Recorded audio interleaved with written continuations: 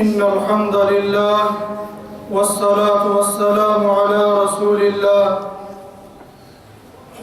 أما بعد قال الله تبارك وتعالى في كلامه المبارك بعد أعوذ بالله من الشيطان الرجيم بسم الله الرحمن الرحيم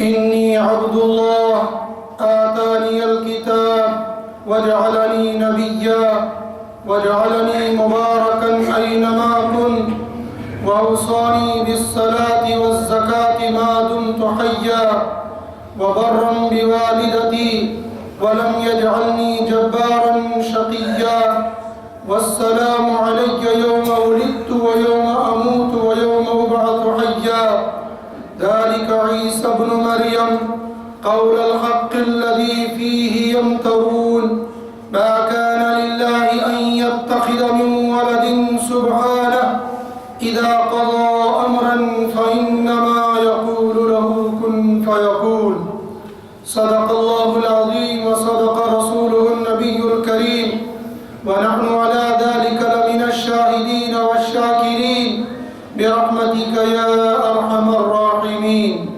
اللهم صل على محمد وعلى آل محمد كما صليت على إبراهيم وعلى آل إبراهيم إنك حميد مجيد اللهم بارك على محمد وعلى آل محمد كما باركت على إبراهيم وعلى آل إبراهيم إنك حميد مجيد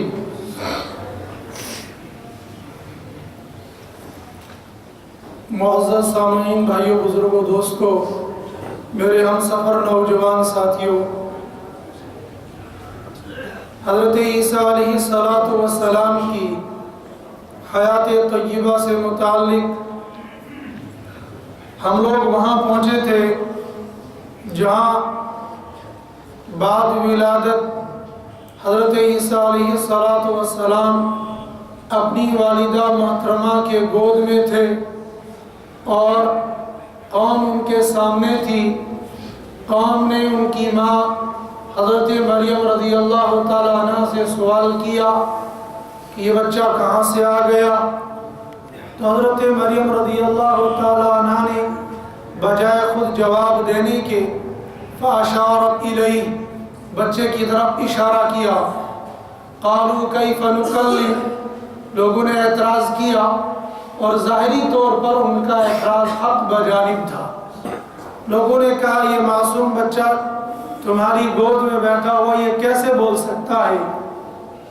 اور دنیا کے قاعدے کے مطابق ان کا کہنا صحیح تھا کہ گود میں رہنے والا اور معصوم بچہ بولتا نہیں ہے۔ جب انہوں نے حضرت مریم رضی اللہ تعالیٰ عنہ پر الزام لگانا شروع کر دیا کہ تیرا باپ بھی ایسا نہیں تھا، تیری ماں بھی ایسی نہیں تھی، پھر یہ بچہ کہاں سے آیا؟ ایسی ویسی تیسی، مطلب یہ کہ یہ بچہ صحیح راستے سے نہیں، غلط طریقے سے دنیا میں آیا ہے۔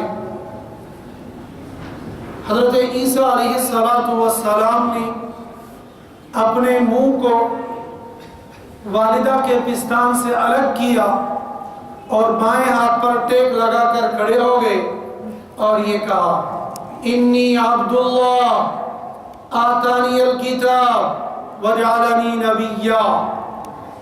تم میری ماں پر الزام لگاتے ہو، سنو، میری ماں بدکارہ نہیں ہے، میں اللہ کا بندہ ہوں۔ دنیا میں بسنے والے یہود اور عیسائی سنیں کہ میں اللہ نہیں ہوں، پھر سنیں خالی بندہ نہیں ہوں بلکہ بندوں میں سے مقربین کی لسٹ میں میرا نام آ چکا ہے۔ آتانی الکتاب وجعلنی نبیا، نبیوں کو کتاب دی جاتی ہے لہذا مجھے کتاب دے دی گئی ہے اور مجھے نبیوں کے کھاتے میں ڈال دیا گیا ہے۔ ان الفاظ سے حضرت عیسیٰ علیہ السلام نے قیامت تک آنے والے بہت سارے اعتراضوں کا جواب دیا۔ پہلا اعتراض جس میں عیسائی بعد میں پھنس گئے اور الجھ گئے پہلے ہی اعلان کر دیا تھا انی عبداللہ، میں اللہ کا بندہ ہوں، کتاب دی، نبی بنایا، وجعلنی مبارکن اینما کنت، میں جہاں کہیں رہوں گا مبارک رہوں گا، بابرکت رہوں گا۔ جب حضرت عیسیٰ علیہ السلام اس زمانے کے اندر تھے تب بھی بابرکت، آسمان پر اٹھا لیے گئے تب بھی بابرکت، اور اب قرب قیامت میں دوبارہ جب اس دنیا کے اندر تشریف لائیں گے تب بھی بابرکت ہوگی۔ اینما کنت، جہاں بھی رہوں گا بابرکت رہوں گا۔ کام میرا کیا ہے؟ وَأَوْصَانِي بِالصَّلَاةِ وَالزَّكَاةِ مَا دُمْتُ حَيًّا، کام میرا میرے رب نے مجھے سونپ دیا۔ اوصانی بالصلاۃ، مجھ کو نماز کی وصیت کی۔ گزشتہ جمعہ کو یہ بات آ گئی تھی، اللہ پاک نے یہ نہیں فرمایا تم کو حکم دیا جا رہا ہے، اور حضرت عیسیٰ علیہ السلام نے بھی یہ نہیں کہا قال اللہ عز وجل اقم الصلاۃ، رب نے مجھ کو کہا کہ نماز پڑھو، نہیں، واوصانی، مجھ کو وصیت کی، کس بات کی؟ بالصلاۃ، نماز پڑھنے کی۔ گویا نماز پڑھنا یہ عبادات میں سے اہم عبادت ہے۔ ہر چیز کی چھٹی مل سکتی ہے لیکن نماز کی چھٹی نہیں ملتی۔ واوصانی بالصلاۃ والزکاۃ، نماز کی بھی وصیت کی، زکوٰۃ کی بھی وصیت کی۔ ما دمت حیا، جب تک میں زندہ رہوں گا۔ حضرت عیسیٰ علیہ السلام نے بھی یہ بات کہی۔ حضرت نبی کریم صلی اللہ علیہ وآلہ وسلم پر قرآن نازل ہوا، قرآن نے کئی جگہوں پر اقیم الصلاۃ وآتوا الزکاۃ، نماز قائم کرو، زکوٰۃ ادا کرو، مگر حضرت نبی کریم صلی اللہ علیہ وآلہ وسلم پر ساری زندگی زکوٰۃ فرض ہوئی نہیں، اس لیے کہ زکوٰۃ کی فرضیت کے لیے مال نصاب کا ہونا، پھر مال نصاب پر ہولان ہول کا ہونا، یہ دو شرطیں ہیں، اور ان میں سے اگر ایک پائی جاتی تھی دوسری نہیں پائی جاتی۔ حضرت نبی کریم صلی اللہ علیہ وآلہ وسلم کے پاس کئی موقعوں پر مال تو آیا لیکن جمع نہیں ہوا، آتا اور آپ علیہ السلام اس کو فوراً رخصت کرتے۔ حدیث پاک کے اندر آتا ہے، امی عائشہ رضی اللہ تعالیٰ عنہ فرماتی ہیں آپ علیہ السلام کو رات بھر نیند نہیں آئی، آپ کروٹ بدلتے رہے۔ امی عائشہ نے پوچھا یا رسول اللہ صلی اللہ علیہ وسلم کیا بات ہے، آپ کو نیند نہیں آ رہی ہے؟ آپ نے فرمایا میرے پاس مال آیا تھا، میں نے سب کو تقسیم کر دیا، ایک درہم باقی رہ گیا ہے، اس باقی رہنے کی وجہ سے مجھے نیند نہیں آ رہی ہے۔ اس نبی کو ماننے والے مالدار لوگ اب ذرا خیال کر لیں، ذرا تصور کر لیں، جو بوریوں میں بھر بھر کے رکھ رہے ہیں، بینکوں کے اندر بیلنس پڑا ہوا ہے، الٹا سے مس نہیں ہے۔ مال کا آ جانا یہ کوئی بری بات نہیں ہے، لیکن مال کے اوپر ناگر بن کے اور سانپ بن کے بیٹھ جانا یہ بری بات ہے۔ مال تو خلفائے راشدین کے پاس بھی آیا، عثمان غنی رضی اللہ تعالیٰ عنہ بڑے مالداروں میں شمار ہوئے، سعد بن ابی وقاص رضی اللہ تعالیٰ عنہ، ایک دور وہ آ گیا، ایک وقت وہ آ گیا، پہلا اونٹ ملک شام ہوتا تھا، آخری اونٹ مدینہ المنورہ ہوا کرتا تھا، گویا اونٹوں کی اتنی لمبی قطار ہوا کرتی تھی۔ مال کا آ جانا یہ کوئی بری بات نہیں ہے، اس لیے کہ اگر مال آ جاتا تو اللہ مال کا تذکرہ نہیں کرتا، لیکن مال کے آ جانے کے بعد مال کا صحیح استعمال نہ کرنا یہ ہے بری بات۔ اور مال کا صحیح استعمال، پہلا صحیح استعمال مال کی زکوٰۃ ادا کی جائے، دوسرا یہ کہ مال کو جہاں جہاں پر خرچ کرنا ہے وہاں پر خرچ کرنے میں کنجوسی نہیں کرنی ہے، بلکہ اس کو خرچ کرتے رہنا ہے۔ جتنا بندہ مال کو خرچ کرتا رہے گا اللہ پاک مال کے اندر اتنا ہی اضافہ کرتے رہیں گے، اتنا ہی مال کے اندر برکت دیتے رہیں گے۔ لیکن مال کو جمع کر کر کے رکھنا اور اس کو خرچ نہ کرنا یہ بری بات ہے، بلکہ اس سے آگے چل کر حدیث کے اندر اس کی ممانعت معاشرے کے اندر، لیکن آج اس کا وجود پایا جاتا ہے۔ کیا لوگ مال کو بیلنس کر کر کے رکھتے ہیں، جمع کر کر کے رکھتے ہیں، اکٹھا کر کر کے رکھتے ہیں، اور جب لوگوں کے درمیان، عوام الناس کے درمیان اس چیز کی کمی آ جاتی ہے، پھر یہ اپنا ریٹ بڑھا کر، اس کی قیمت بڑھا کر عوام الناس کو بھیجتے ہیں۔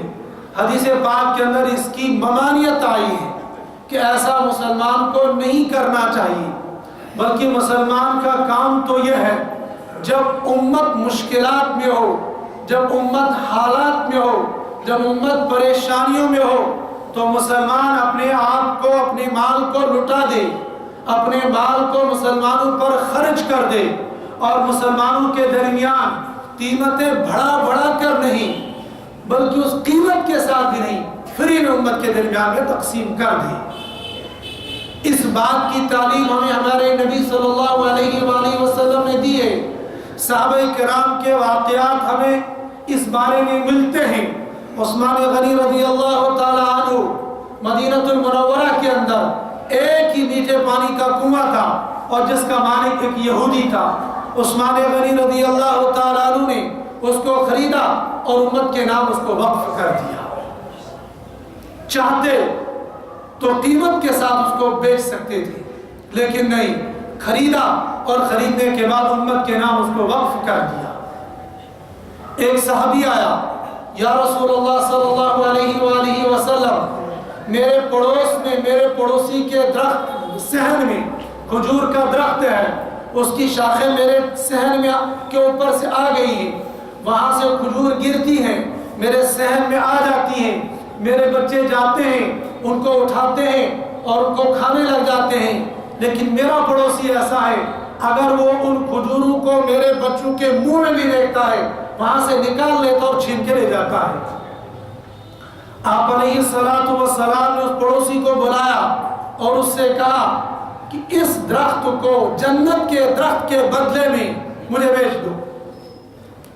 اس آدمی نے دینے سے انکار کر دیا اور عرض کیا، یا رسول اللہ صلی اللہ علیہ وآلہ وسلم، مجھے اس کی کھجوریں بہت پیاری ہیں، مجھے اس کی کھجوریں بہت پسند ہیں، میں نہیں دے سکتا۔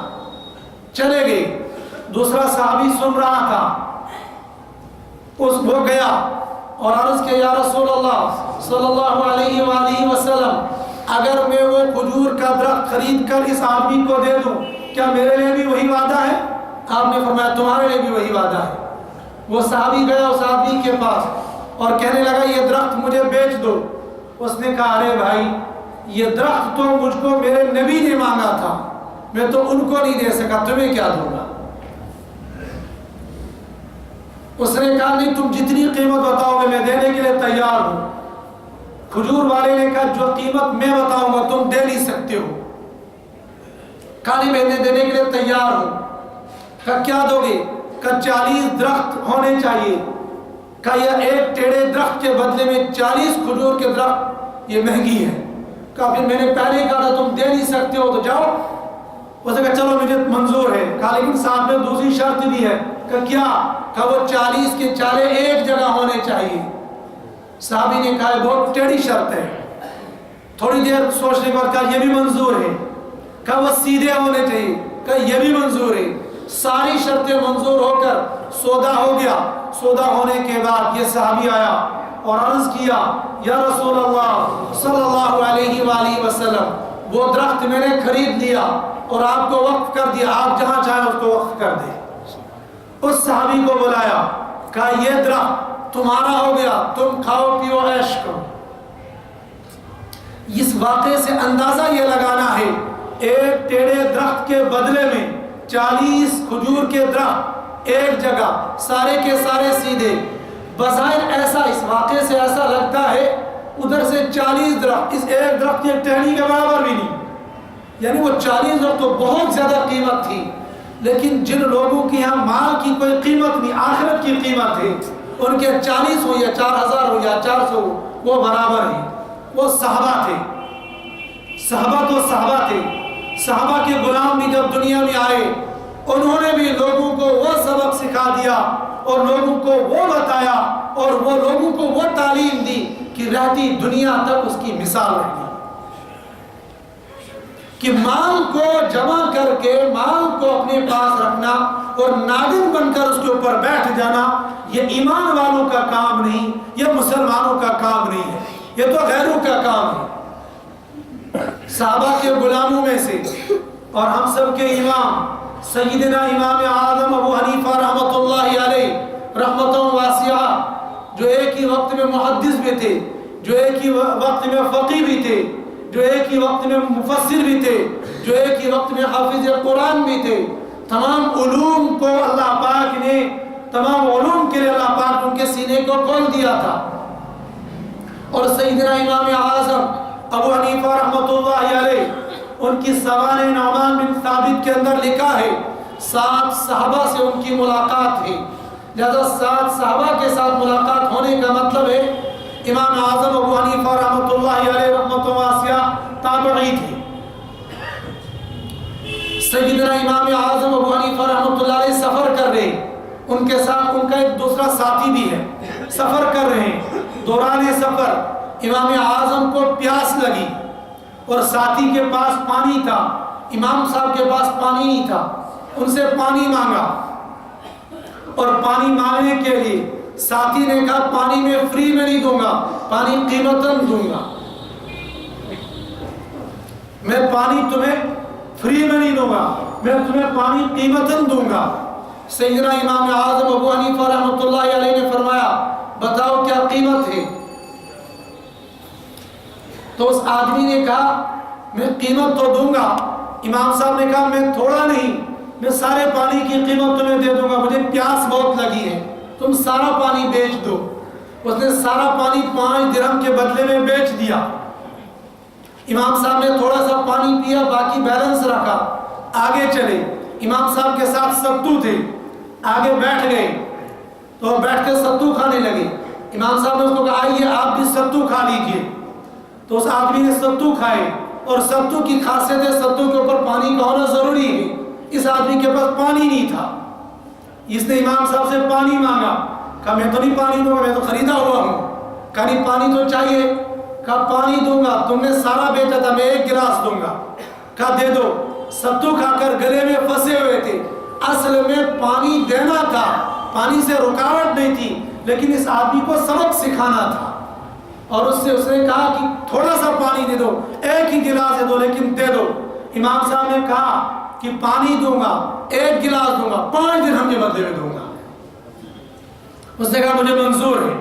یہی 5 درہم کے بدلے میں تو سارا گیلن بیچا تھا، اب 5 درہم کے بدلے میں 1 گلاس خرید رہا ہے۔ امام صاحب نے اس سے 5 درہم لیے، 1 گلاس پانی اس کو دیا۔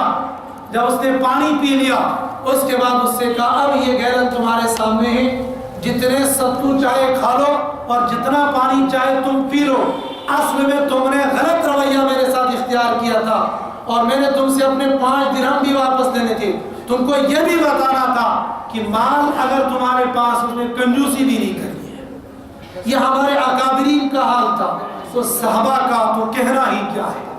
بہرحال یہ کہ شریعت محمدیہ نے، شریعت اسلامیہ نے مال اکٹھا کرنے کی، مال کمانے کی، بزنس کرنے کی یہ سب اجازت دی ہے، لیکن مال آ جانے کے بعد مال کو جمع کر کے رکھنا اور پھر اتنا بڑا ظلم کرنا کہ مال کو اکٹھا کرنا، جب 10 سالی آ جائے گی، امت کے درمیان مال کی ضرورت بڑھ جائے گی، اس درمیان ثمن بڑھا کر، قیمت بڑھا کر امت کو مال بیچنا یہ گناہ عظیمہ میں سے شمار کیا ہے۔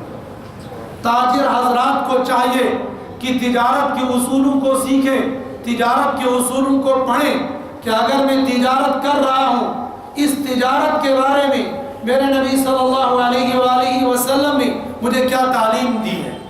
ایسا نہیں ہے، شریعت اسلامیہ وہ پاکیزہ شریعت ہے، وہ پاکیزہ اسلام ہے کہ جس اسلام نے، جس شریعت نے قیامت تک آنے والے حالات کے اصول بتا دیے ہیں۔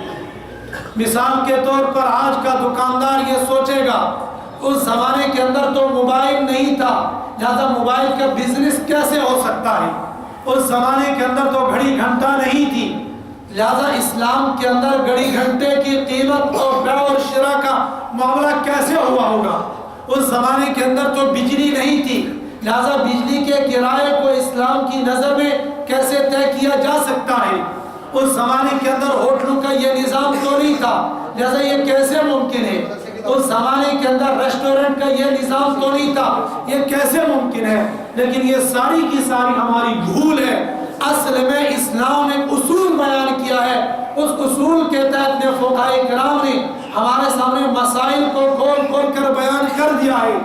اتنے مسائل بیان کیے، اتنے مسائل بیان کیے ہیں کہ ہمارا تصور بھی وہاں تک جا نہیں سکتا ہے۔ ہمارے جموں و کشمیر کے مفتی اعظم دارالرحیمیہ بانڈی پورہ کے شیخ الحدیث حضرت والا مفتی نذیر احمد صاحب قاسمی دامت برکاتہم العالیہ نے بتایا کہ سری نگر شہر میں سے ہمارے سامنے ایک مسئلہ آیا ہے کہ ایک پڑوسی اور ایک مسجد، پڑوسی یہ چاہ رہا ہے کہ مسجد اور میرے مکان کے درمیان میں فائر بریگیڈ کا استعمال اور اصول جو بنایا گیا ہے میونسپلٹی کی طرف سے، دو مکانوں کے درمیان میں گیپ کتنا ہونا چاہیے، اس اصول کے تحت میرے مکان اور مسجد کے درمیان میں حصہ ہونا چاہیے، فاصلہ ہونا چاہیے۔ میونسپلٹی نے کہا ارے بھائی یہ تو اسلام کا مسئلہ، ایک طرف سے مسجد ایک طرف سے تمہارا گھر ہے، ہم تو نہیں بتا سکتے، تم کسی مفتی کے پاس جاؤ۔ مفتی صاحب کا خود یہ بیان تھا، جب یہ مسئلہ ہمارے سامنے آیا ہم حیران تھے کہ یہ مسئلہ شریعت کے اندر کیسے ہو سکتا ہے؟ یہ میونسپلٹی، یہ فائر بریگیڈ، یہ سارا یہ تو اس زمانے کی ایجاد ہے، وہاں کیسے ہو سکتا ہے؟ کہ بہرحال ہم نے تلاش کرنا شروع کر دیا۔ ہمیں حدیث کے اندر ایک واقعہ ملا، کچھ لوگ آئے اور آپ علیہ السلام سے پوچھا یا رسول اللہ صلی اللہ علیہ وآلہ وسلم، ہم فلاں مقام پر اپنی بستی کو بسانا چاہتے ہیں، وہاں کوئی مکان نہیں ہے، جنگل ہے، اس جنگل کے اندر ہم بستی کو بسانا چاہتے ہیں، آپ ہمیں بتائیے ایک مکان سے دوسرے مکان کے درمیان میں کتنا فاصلہ ہے؟ آپ علیہ السلام نے 8 ہاتھ کا فاصلہ ہونا چاہیے۔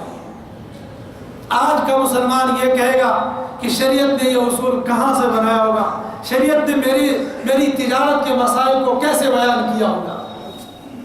نت نئے مسائل جو آ جاتے ہیں ان سارے مسائل کا حل موجود ہے، اگر حل موجود نہیں ہے تو میری اپنی عقل کا، اپنے دل کا، اگر میں نے شریعت کے مطابق تجارت کرنی شروع کر دی تو ظاہری اعتبار سے مجھے خسارہ ہوگا، حالانکہ خسارہ اس کو نہیں ہوگا، یہ تو خالی میری اور آپ کے دماغ کی سوچ ہے کہ اگر سیزن کے موقع پر میں نے کمایا نہیں تو بے سیزن میں کھاؤں گا کیا؟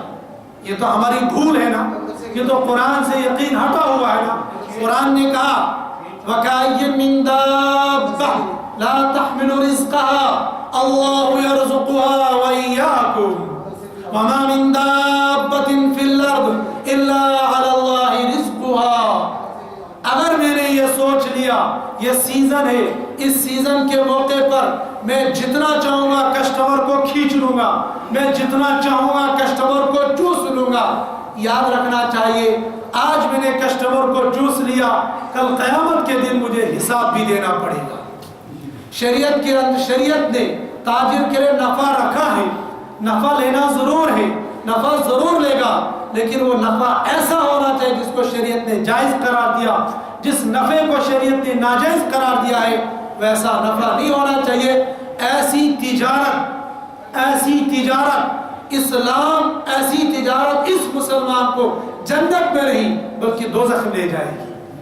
اور تاجر کے لیے، تاجر کا حشر اللہ سبحانہ و تعالیٰ کے پیارے نبی صلی اللہ علیہ وآلہ وسلم کی زبان مبارک سے التاجر الصدوق، سچا تاجر مع النبیین والشہداء والصالحین، سچا تاجر نبیوں کے ساتھ ہوگا، شہداء کے ساتھ ہوگا اور صالحین کے ساتھ ہوگا۔ یہ حدیث ہی بتا رہی کہ تجارت کرنا کوئی گناہ نہیں ہے، تجارت کرنا اچھی بات ہے، اچھا کام ہے، اچھا پیشہ ہے، بشرط یہ ہے کہ بندہ تجارت شریعت کے اصولوں کے تحت کرے۔ بہرحال یہ کہ حضرت عیسیٰ علیہ السلام کو یہ بتا دیا کہ تم کو نماز بھی پڑھنی ہے، زکوٰۃ بھی دینی ہے، اور زکوٰۃ دینی ہے مالدار نے۔ حضرت عیسیٰ علیہ السلام مالدار ہوئے نہیں، لیکن یہ امت کو سبق دینا تھا، یہ امت کو بتانا تھا جو بندہ مالدار ہوتا زکات دینا۔ وَبَرًّا بِوَالِدَتِي، پہلی وصیت یہ کی نماز پڑھوں، دوسری وصیت یہ کی میں زکات دوں، اور تیسری نصیحت یہ کی وَبَرًّا بِوَالِدَتِي، اور میں اپنی والدہ کے ساتھ احسان کروں، میں اپنی والدہ کے ساتھ حسن سلوک کروں۔ یہ آیت کان کھول کر عیسائیوں کو بھی سننی چاہیے، یہ آیت کان کھول کر مرزائیوں کو بھی سننی چاہیے۔ یہ آیت یہ بتا رہی ہے کہ حضرت عیسیٰ علیہ السلام کا باپ نہیں تھا، ورنہ قرآن نے کہا وَقَضَىٰ رَبُّكَ أَلَّا تَعْبُدُوا إِلَّا إِيَّاهُ وَبِالْوَالِدَيْنِ إِحْسَانًا، والدین کے ساتھ حسن سلوک کرو، اور قرآن یہ کہا وَبَرًّا بِوَالِدَتِي، ماں کے ساتھ حسن سلوک کرو۔ باپ کا تذکرہ کیوں نہیں کیا؟ اس لیے کہ عیسیٰ کا باپ تھا ہی نہیں، اکیلی ماں تھی، اس اکیلی ماں کے ساتھ حسن سلوک کرنے کے لیے اکیلی ماں کا تذکرہ آ گیا۔ لیکن حضرت عیسیٰ علیہ السلام کے باپ تو نہیں تھے، ماں تھی۔ جن لوگوں کے ماں باپ ہیں اور ہم سب کے ماں باپ ہیں، یا تو زندہ ہیں یا دنیا سے چلے گئے ہیں۔ اگر زندہ ہیں تو حق کو ادا کرنا ہے، اگر دنیا سے چلے گئے ہیں ان کے لیے دعائیں مغفرت کر دی ہے۔ جن لوگوں کے والدین زندہ ہیں اللہ نے فرما دیا وَلَا تَقُلْ لَهُمَا اُفٍّ، تم اپنے والدین کو اف نہ کہو۔ اف کیا ہے؟ ہماری زبان کے اندر، ہمارے معاشرے یہ اف ہے، اور آج کا نوجوان اف نہیں کرتا ہے، آج کا نوجوان اف نہیں کرتا ہے، بلکہ ماں باپ کو آنکھیں دکھاتا ہے، ماں باپ کو ہاتھ دکھاتا ہے۔ اور بعض ایسے بدبخت بھی ہیں، بعض ایسے کمینے بھی ہیں، بعض ایسے مبغوض بندے بھی ہیں جو اپنے ماں باپ کے اوپر ہاتھ بھی اٹھاتے ہیں۔ ایسے